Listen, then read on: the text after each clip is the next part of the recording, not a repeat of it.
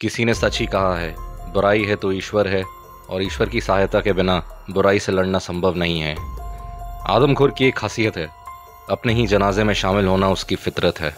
नफरत उसका हथियार, गुस्सा उसका बारूद, हमदर्दी उसे आती नहीं और प्यार उससे कोई करता नहीं। रात कितनी ही भयानक क्यों ना हो, सुबह ज़रूर होती है। आज की कहानी उस शैतान की है जिसने अल्मोड़ा ज़िले के मोहान गांव में अपनी दहशत का कोहराम मचाया हुआ था। ईश्वर के रूप में कॉर्बेट साहब मोहान के लोगों के लिए एक मसीहा बन के आए और इस बाग का खात्मा किया। आइए कॉर्बेट साहब की मशहूर किताब द मैन ईटर्स ऑफ कमाओ में से एक और रोमांचक और डर से भरपूर भरी कहानी सुनते हैं। कहानी मोहान मैन ईटर की। एक दिन गांव की कुछ महिलाएं और लड़कियां हिमालय में बसे हमारे घर के सामने वाले पहाड़ की चोटी पर घास काटने को गई। इस चोटी की ऊंचाई लगभग 9000 फीट की थी। अचानक से वहां एक बाघ का आगमन हुआ। बाघ को देख के चारों तरफ हड़कंप मच गई और एक बूढ़ी महिला अपना संतुलन खो बैठी और पहाड़ से नीचे गिर गई।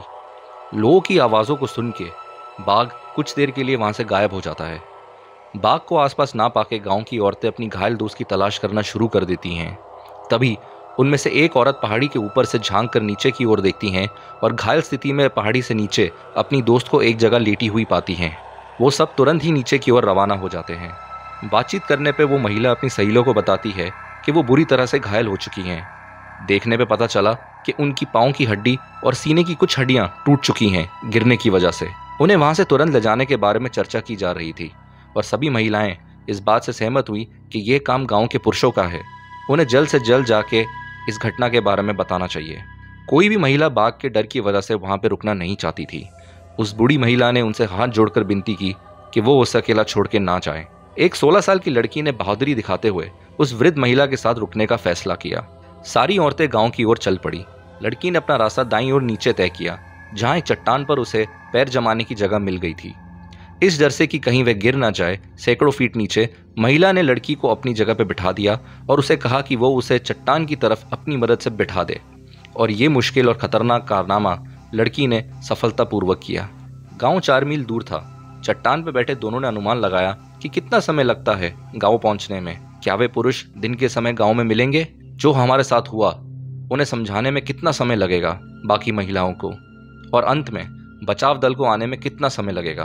डर के मारे फुसफुसाहट में बातचीत चल रही थी। बाघ आसपास के क्षेत्र में छुपा हो सकता है और उन्हें सुन सकता है। और फिर अचानक से वो घायल महिला एक दिशा में देखते हुए हाँफने लगी। लड़की ने अपना सर घुमाया और पेड़ के पीछे बाघ को पाया। मौत को अपने सामने धीरे धीरे आते देख दोनों का खून जम जाता है। कॉर्बेट साहब के एक पुराने मित्र मोती सिंह गांव में थे। वो अपनी बीमार बेटी से मिलने आए थे। तभी गांव की बाकी औरतें आईं और उन्हें उस हादसे के बारे में बताया। वे तुरंत चले गए बचाव दल के साथ उन्हें बचाने के लिए। जब ये घास के मैदान से नीचे उतरे और चट्टान के ऊपर देखा तो उन्हें वहां एक स्त्री झुंझला कर लेटी हुई मिली और किनारे पर उन्हें खून के छींटे दिखे।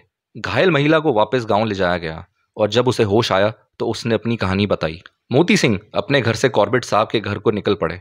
वो एक बूढ़े आदमी थे, 60 से अधिक उम्र के, जिन्होंने पैदल 18 मील का सफर तय किया था कॉर्बेट साहब के घर तक का। जब मोती सिंह कॉर्बेट के पास पहुंचे तो कॉर्बेट ने उनसे कहा, मैं कुछ नहीं कर सकता हूं, 24 घंटे बीत चुके हैं। जो लोग वहां उस लड़की के शव को ढूंढने में लगे थे उनके हाथ हड्डी के कुछ टुकड़े और उसके फटे और खून से सने कपड़े ही मिले। वो 16 साल की लड़की इस बाघ द्वारा मारी गई पहला इंसानी शिकार था। बाद में सरकारी दस्तावेज में इसे मोहान इलाके का आदमखोर घोषित किया गया था। बच्ची को मारने के बाद नीचे की ओर कोसी नदी की तरफ बाघ जाड़ों के महीने में चला गया। रास्ते में इसने कई लोगों को मौत के घाट उतारा। लोक निर्माण विभाग के 2 पुरुषों को और उस समय मोहान इलाके के विधायक की बहू को इस बाघ ने अपना शिकार बनाया था। गर्मियों का मौसम वापस आया और एक बार फिर ये बाघ वापस वहीं आ पहुंचा जहां इसने अपने पहले इंसान का शिकार किया था। आने वाले कई सालों तक इसने अपनी दहशत की हुकूमत कोसी नदी से जुड़े ककरी घाट से लेकर गर्जिया इलाके तक फैलाई। इन दोनों जगहों के बीच लगभग 40 मील का रास्ता है। आखिर में ये आदमखोर मोहान क्षेत्र की सबसे ऊंची पहाड़ी पर एक गांव काटकोनाला में स्थित हो गया। जिला सम्मेलन में 3 आदमखोर बाघों के बारे में बात की गई थी जो उस समय कुमाऊं और गढ़वाल इलाकों में अपनी दहशत फैला रहे थे। वो जिले थे, पहला चौगढ़ जो नैनीताल जिले में आता है, दूसरा मोहान जो कि अल्मोड़ा जिले में आता है और तीसरा कांडा जो कि गढ़वाल क्षेत्र में आता है। चौगढ़ के आदमखोर को मारने के बाद अल्मोड़ा के डिप्टी कमिश्नर बेंज ने कॉर्बेट को याद दिलाया कि उन्होंने अपना वचन अभी पूरा नहीं किया। जिला सम्मेलन के वादों के अनुसार उन्हें अभी मोहान के आदमखोर का खात्मा करना बाकी था। बेंज ने बताया कि यह बाघ पहले से ज्यादा आक्रामक हो गया है और प्रतिदिन तबाही मचा रहा है, और पिछले हफ्ते इसने 3 लोगों को अपनी खुराक बनाया है जो कि काटकनौला गांव के रहने वाले थे। बेंज ने कॉर्बेट साहब को इसी गांव से उस आदमखोर को मारने का काम शुरू करने को कहा। जब कॉर्बेट चौगर टाइगर का शिकार कर रहे थे तब बेंज ने एक शिकारियों की टीम को काटकनौला गांव भेजा था, जो कई दिन तक इंसानों और मवेशियों की लाश को चारा बनाकर उस आदमखोर बाघ का इंतजार कर रहे थे, परंतु उनके हाथ कुछ नहीं लगा और उन्हें वापस अपने डिपो रानीखेत जाना पड़ा। ये मई में एक भीषण गर्मी के दिन की बात है। कॉर्बेट अपने साथ 2 नौकर और 6 गढ़वाली नैनीताल से लेकर रामनगर ट्रेन में आए थे। रामनगर स्टेशन से उनकी काटकनौला तक की पदयात्रा कुल 24 मील की थी। 7 मील का सफर तय करने के बाद शाम को वो गर्जिया पहुंचते हैं। कॉर्बेट साहब बेंज के खत को पढ़ने के बाद जल्द ही अपने घर से रवाना हो गए थे, इसलिए वो जल्दबाजी में गर्जिया फॉरेस्ट रेस्ट हाउस में रुकने की अनुमति मांगना भूल गए थे, इसलिए उन्हें रात बाहर ही गुजारनी पड़ी। गर्जिया में कोसी नदी से थोड़ी दूर एक चट्टान थी जो कि लगभग 100 फीट ऊंची थी। जब कॉर्बेट साहब सोने की कोशिश कर रहे थे तब उन्हें एक आवाज आई, जैसे कि चट्टान से पत्थर गिर रहा हो। आवाज बिल्कुल वैसे ही थी जैसे किसी हिंसक रूप से 2 पत्थरों को एक साथ टकराया गया हो। कुछ समय बाद इस आवाज ने उन्हें चिंतित कर दिया। चांद की रोशनी में वो सांपों से बचते हुए अपने खेमे से बाहर निकलते हैं और आसपास छानबीन करनी शुरू कर देते हैं। उन्होंने पाया कि सड़क के किनारे एक दलदल में मेंढकों के द्वारा आवाज की जा रही थी। उन्होंने सुना था कि मेंढक जमीन, पानी और पेड़ों पर अलग अलग तरीकों की आवाजें निकालते हैं, लेकिन इस तरह की अजीब आवाज कभी उनके द्वारा नहीं सुनी गई थी, खासकर कि गर्मी के मौसम में गर्जिया में। सुबह उन्होंने अपना मोहान तक का सफर जल्दी शुरू किया और गर्मी का प्रभाव तेज होने से पहले वो मोहान पहुंच गए।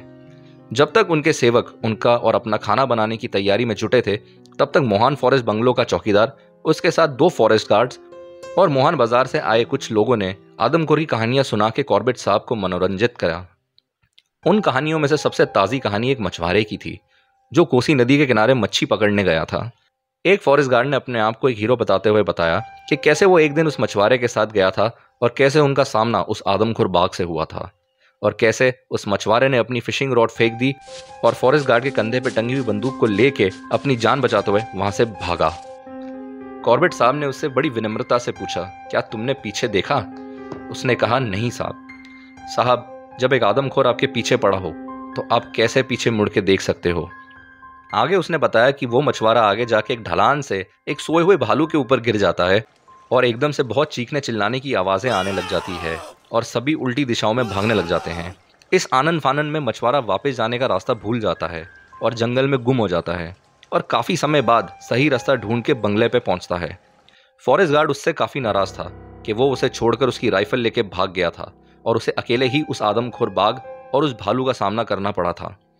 अगले दिन वो मछुआरा वहां से चले जाता है, ये बताते हुए कि उसके पांव में चोट लग गई है भालू के ऊपर गिरने से और कोसी नदी में मछलियां भी नहीं हैं। दोपहर तक हम अपनी यात्रा जारी रखने के लिए तैयार थे। इसी के साथ उन्होंने वहां के लोगों से अलविदा लिया और काटकनौला के लिए रवाना हुए। लोग वहां उन्हें आगे आने वाले खतरे से आगाह करने के लिए आए थे और साथ ही में आसपास के इलाके पर नजर रखे हुए थे, ताकि जब कॉर्बेट साहब अपने लोगों के साथ 4500 फीट की काटकनौला की चढ़ाई शुरू करें तो उन्हें किसी भी प्रकार का खतरा महसूस ना हो। काटकनौला की चढ़ाई जबरदस्त थी, इसलिए उनकी प्रगति धीमी थी क्योंकि उनके लोगों ने काफी भारी सामान उठाया हुआ था। साथ ही में गर्मी भी काफी थी।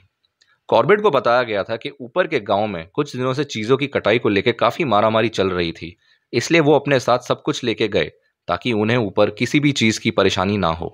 इसी वजह से उनके लोगों के कंधों पर अधिक वजन था। कई पड़ावों के बाद वो खेतों की जमीन के किनारे पर पहुंचे देर दोपहर में, और क्योंकि अब कोई और खतरा नहीं था उनके आदमियों के लिए उस आदमखोर से, कॉर्बेट साहब उन्हें वहां से छोड़ के अकेले वन विभाग के कर्मचारियों के झोपड़ों के लिए रवाना हो गए जो मोहान से दिखते थे, और उन्हें वन विभाग द्वारा बताया गया था कि काटकनौला में उनके ठहरने के लिए सबसे अच्छी जगह है। झोपड़े जो थे वो पहाड़ की सबसे ऊंची वाली चोटी पर स्थित थे, जिससे मोहान का इलाका अच्छे से दिखाई देता था। जैसे ही वो ऊपर की तरफ चढ़ रहे थे, उनकी नजर झाड़ियों में बैठे एक महिला के ऊपर पड़ी जो कि घड़े में पानी भर रही थी। क्योंकि उन्होंने रबर सोर वाले जूते पहने हुए थे, उन्हें लगा शायद जूतों की आहट से वो महिला डर जाए, इसलिए उन्होंने खांसते हुए उसे इशारा किया। कॉर्बेट साहब ने अपनी सिगरेट जलाई और बिना किसी हिचकिचाहट के उसने पूछा कि क्या यहाँ अकेले बैठना ठीक है? हल्की सी नज़ाकत के साथ उस औरत ने उन्हें बोला कि यहाँ रहना खतरे से खाली नहीं है, पर पानी भरना भी ज़रूरी था और उनके घर पे कोई था नहीं जो उनके साथ आ सके। उन्होंने पूछा, क्या कोई आदमी नहीं था? औरत ने कहा, हाँ, वहाँ था एक आदमी, लेकिन वे खेतों में काम कर रहा है और पानी लाने का काम महिलाओं का है। कॉर्बेट ने पूछा, घड़ा भरने में कितना समय लगेगा? औरत ने कहा कि बस हो ही गया है। अब तक उस महिला का डर चला गया था और उसका शर्माना भी बंद हो गया था। अब सवालों को पूछने का समय उस महिला का था। उसने उनसे पूछा कि आप क्या एक पुलिस वाले हैं? आप यहाँ क्यों आए हैं? आप कैसे गांव वालों की मदद कर सकते हैं? आप अकेले कैसे उस आदमखोर को मारेंगे? आपके आदमी कहाँ हैं? आप कितने समय तक यहाँ रुकेंगे? ऐसे कई सवाल उस औरत ने उनसे पूछे। घड़े को तब तक पूर्ण घोषित नहीं किया गया था जब तक कि महिला को सारे सवालों का जवाब नहीं मिला। इसके बाद वो औरत कॉर्बेट साहब के पीछे चलने लगी। दक्षिण की ओर इशारा करते हुए उसने कॉर्बेट साहब को एक पेड़ दिखाया और बताया कि 3 दिन पहले आदमखोर बाघ ने एक महिला को यहीं मारा था। वो पेड़ उन दोनों से लगभग 300 गज की दूरी पर था। अब गांव पहुंचने पर उस महिला ने उनसे कहा कि अब वो सुरक्षित है और आप जा सकते हैं।